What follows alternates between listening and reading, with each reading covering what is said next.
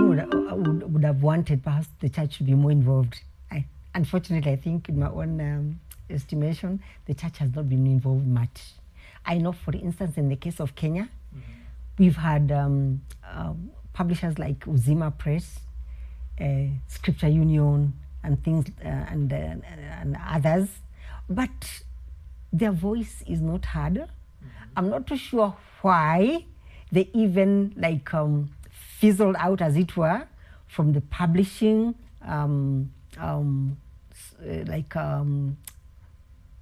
interests, especially to do with, say, textbooks, because those days, I think they're the ones, the Christian missionaries are the ones who used to produce books that were used in classrooms even. And in the case, say, of Malawi, I know you know about Malawi and claim, somehow they've managed to remain at the center, but not so for many African countries. And I think, in my view, all is not lost. The fact that there is Africa Speaks Now, which is focusing their interests on publishing in Africa, I think you have a very unique opportunity to work with the ministries of education, because usually it's the ministries of education that sort of drive this agenda for curriculum development and materials production, and they have these panels that they have to vet the materials and all that. I think the church, through the publishing arms that they have, like Uzima Press and others elsewhere, need to begin those conversations with the curriculum development centers so that they can also get into it. I know there are a lot of intricacies that go into even approving those textbooks. But I mean, if other publishers can do it, why not them?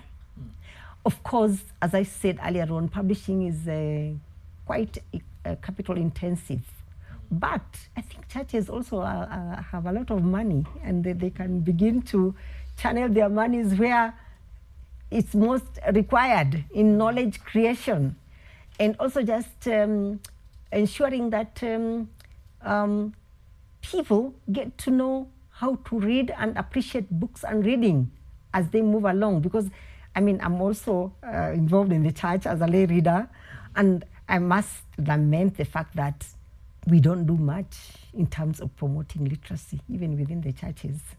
So there is the weakness.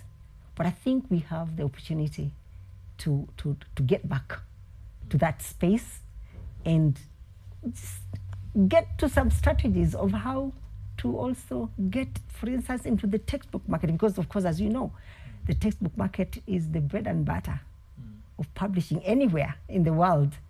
And so if really the churches need also to get that slice, they must get into it, because nobody's going to give it to them for free.